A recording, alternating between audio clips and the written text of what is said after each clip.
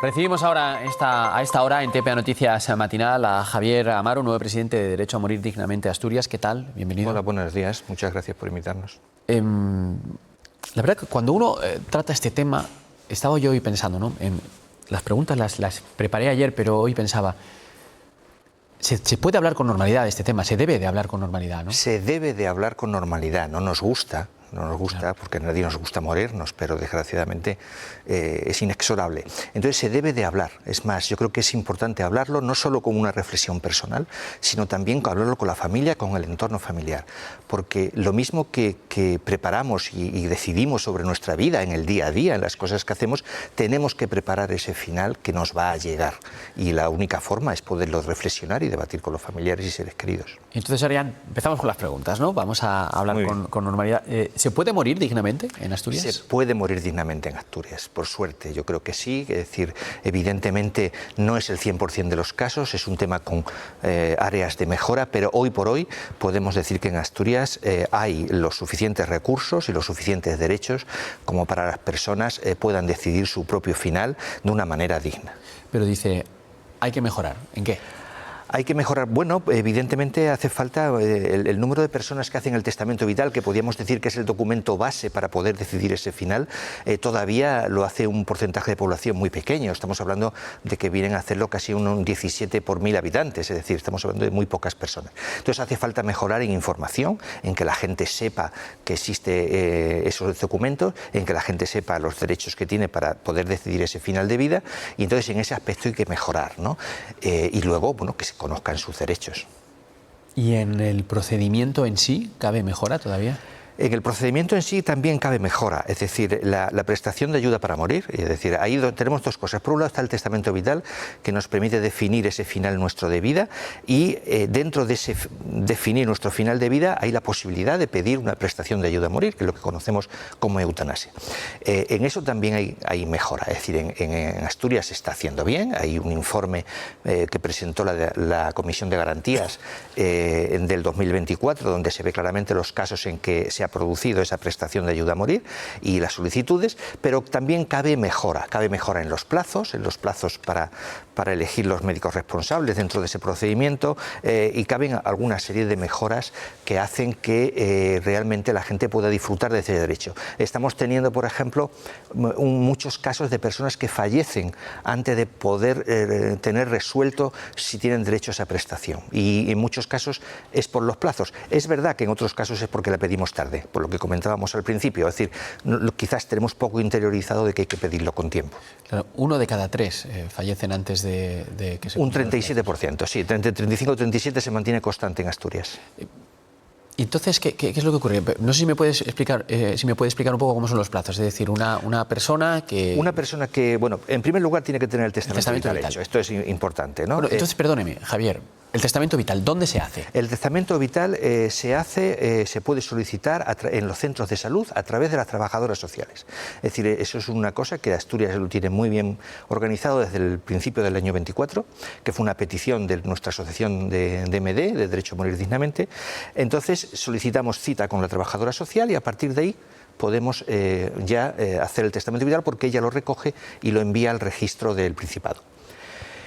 Una vez que tenemos hecho ese documento, si nosotros hemos solicitado que en caso de cumplirse ese contexto eutanásico, es decir, que cumplamos las reglas legales para pedir la eutanasia, pues entonces tendremos que solicitar, llegado el caso, esa eutanasia, y es a través de una solicitud que se pasa a través del médico de familia de nuestro centro de salud y que hay que repetir en 15 días. A partir de ahí se nombra un médico responsable por parte de la Administración y se empieza el proceso. Ahí, en ese proceso, desde que se nombre ese médico responsable hasta que tenemos un dictamen favorable o denegatorio, dependiendo del caso, es donde muchas personas fallecen, y porque los plazos... Por ejemplo, en nombrar un médico responsable se habla de unos 7 días como plazo óptimo, y sin embargo en Asturias estamos en 17 días. Es decir, ahí, entonces, bueno, hay muchas personas que fallecen en ese tiempo, y nosotros creemos que ese es el gran aspecto mejorable de aquí en Asturias, porque luego el plazo global se ajusta bastante a la normativa.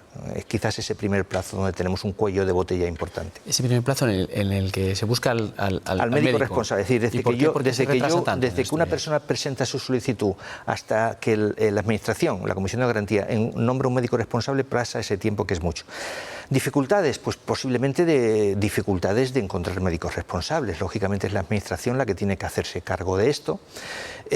Posiblemente pues, o no haya médicos que estén dispuestos a ser responsables. En fin, no sabemos muy bien las razones, porque en el informe que hace la Comisión de Garantías no explica muy bien las razones, pero sí nos damos cuenta de ese plazo. Nosotros lo que pedimos es, lógicamente, mayor agilidad en ese nombramiento, en esos tiempos de búsqueda de médico responsable, quizás que tengan una base de datos de médicos y enfermeros responsables que puedan hacerse cargo. Bueno, puede haber soluciones que nosotros estamos dispuestos, pues lógicamente, a debatir sin mayor problema. Claro, yo mientras preparaba la entrevista de hoy y sabía que este era uno de las dificultades, pensaba, ¿no existe una especie de bolsa de médicos? Oiga, pues ustedes, hoy, igual que hay algún responsable de, permítame, de traumatología, de neumología, pues hay un responsable de eutanasia. Pues no, es decir, hay una comisión de garantías, ¿no?, y evaluación, que es la responsable final de todo el proceso, que es la que acaba emitiendo la valoración final, pero me refiero, no hay una base de datos donde se pueda rápidamente ir a buscar médicos responsables, sino que en cada caso normalmente están buscando un médico responsable, porque luego hay un médico consultor, es decir, hay dos facultativos que van a entrar en el proceso. Y bueno, pues ese es el cuello de botella que creemos que tienen que mejorar y que la Administración debe de ponerse ahí un poco las pilas, porque se pone en riesgo ese derecho a morir dignamente tanto en cuanto la parte de la Administración no cumple sus plazos, ¿no? Es decir, el derecho está reconocido, pero también es evidente que tiene que ser efectivo. Y si hay plazos muy largos, es un reconocimiento teórico, pero no efectivo. ¿Hay trabas por parte de los médicos? No, yo no creo que haya especialmente trabas por parte de los médicos. Hay médicos que son objetores de conciencia, eso sí es cierto, y bueno, eso no hay ningún problema, es decir, está reconocido en la propia ley la objeción de conciencia. Entonces, hay un registro donde los médicos que se declaren objetores de conciencia tienen que registrarse y demás. A partir de ahí, yo creo que el resto, quizás las trabas puedan venir por una sobrecarga asistencial, porque evidentemente ya comentamos que si ahora mismo para conseguir consulta o demás, pues hay dificultades en primaria, pues lógicamente para procesos como la eutanasia, que requieren gran tiempo porque hay que hacer una valoración profunda y un proceso deliberativo con la persona que lo solicita, etcétera, pues posiblemente las reticencias puedan venir más que por objeción de conciencia, que hay algunas, por una sobrecarga asistencial importante.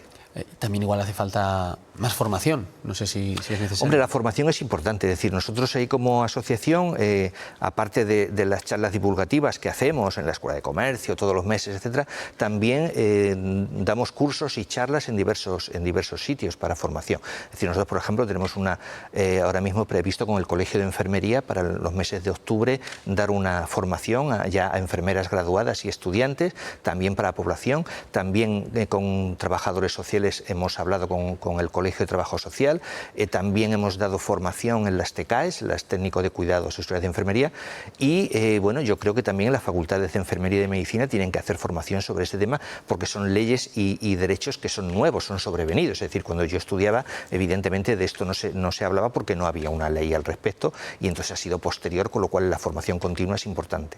¿Por qué o cuáles son las causas por las que se deniegan estas solicitudes?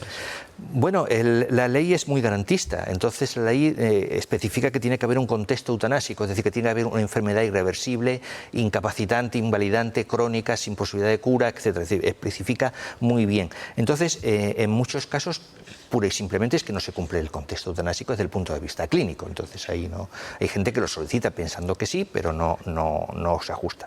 En otros casos tenemos los problemas de salud mental. Los problemas de salud mental son complejos. Son complejos porque el paciente que está en salud mental no es esa enfermedad clara, evidente, con sintomatología de dolor o de incapacidad o invalidez que se da en otras patologías, y entonces en salud mental eso no se ve tan claro. Entonces eso genera una complicación añadida. Entonces ya ahí tenemos también dificultades. Por eso la mayoría de las eutanasias que se están concediendo son para neoplasias, o sea, tumores o enfermedades neurodegenerativas de forma clara. Y en procesos de salud mental ya ahí entramos en una situación complicada, porque los procesos de salud mental son procesos que suben, bajan, entran, salen, entonces hay que hacer un estudio deliberativo mucho más complejo, y eso es uno de los temas pendientes. Ahí sí tendría que entrar un especialista. Claro, por supuesto, sí. sí, sí. Porque además creo que ustedes piden, precisamente en estos temas, mayor transparencia. Pedimos mayor transparencia porque, bueno, es decir, tenemos que reconocer a favor de la Comisión de Garantías de aquí de Asturias, el que ha publicado el informe, que yo creo que quizás es la primera autonomía dentro del Estado español, porque hay otras comunidades autónomas que no presentan informes o lo están empezando a presentar ahora. Luego, entonces, eso es de agradecer a la Comisión de Asturias. Pero sí es cierto que pedimos que, sin identificar a los pacientes, manteniendo toda la confidencialidad pertinente, se expliquen un poco los criterios de denegación, porque, bueno, suponemos, evidentemente, que lo hacen en un proceso deliberativo clásico, bien, etcétera, pero no sabemos qué criterios están siguiendo para denegar los casos. 4 años de la ley de eutanasia, ¿qué balance hacen? Pues el balance, bueno, como todo tiene sus claroscuros, es decir, ¿no? Positivo. Evidente, tenemos una ley de eutanasia, que eso ya es un gran avance en los derechos en este país, que se está implementando poquito a poco, pero que se va consolidando. Aquí tengo datos, el último año todavía no tenemos datos oficiales del Ministerio, pero por datos recabados nuestros estamos hablando de unas 2.400 solicitudes acumuladas en estos años, más de 1.000 prestaciones de ayuda a morir ya realizadas. En fin, es un porcentaje todavía, las personas que fallecen con este sistema muy bajo, es un 0,77 por 1.000, 0,77 por 1.000, cuando en Holanda están en el 5% y Canadá está en el 4,1%. Pero bueno, poco a poco se va consolidando y se va haciendo y bueno, la gente va conociendo esos derechos y luego la parte oscura, parte de los plazos que comentábamos, y luego las personas o los grupos que judicializan estos procesos, como es el caso de Cataluña, con las 2 personas que hay, Noelia quizás la más conocida, que son grupos donde quieren imponer sus creencias particulares, quieren imponérsela al resto de la sociedad. Es decir, si no crees lo que yo creo, entonces te lo impongo, ¿no? Entonces te obligo a vivir una vida que no quieres vivir. Cosa que el Tribunal Constitucional, cuando consideró que la ley de eutanasia era constitucional, dijo que el derecho a la vida es un derecho que se tiene, pero que no se obliga a vivir la vida. Y por tanto, el principio de autonomía, que es la base, que ya la propia Constitución lo dice, el principio de autonomía es el que tiene que delimitar la decisión final, dentro, lógicamente, de unos límites legales. Mire, Javier, esos datos que me daba de 2.000 personas en estos 4 años con la eutanasia son de toda España. Solicitantes, en toda España. Entiendo. Sí, estoy hablando de acumulados en toda España. ¿Datos de Asturias tiene? En Asturias sí, tenemos aquí, he traído también algunos datos. Pues mira, tenemos en el año 35 fueron solicitadas en el año 24, 34 en el 22 y 25 en el 23. Estamos hablando, 5, 4, 9, 10, unos 80 casos más o menos de solicitudes. ¿Y cuántos se han podido...? Pues el porcentaje que se están autorizando aquí en Asturias suele ser el 26% en el año 24. Se mueve entre el 29 y el 26% las autorizaciones sobre las solicitudes, teniendo en cuenta de que muchos, ese 37% que hemos comentado, fallece antes de que la Comisión de Garantías diga sí o sí no, con lo cual tenemos que añadir a esa autorizada un porcentaje que no desconocemos que hubiera ocurrido en su caso. En cualquier caso, ¿es un porcentaje mayor que el nacional? No es un porcentaje mayor. Realmente podríamos decir que el ranking es Cataluña, con una diferencia clara y evidente. Cataluña está autorizando el 48%, ¿no?, de las prestaciones. País Vasco está autorizando el 64%, Madrid el 49%, Andalucía 55%, Navarra 60%. Sin embargo, nosotros estamos en el 26%. Queda camino por recorrer.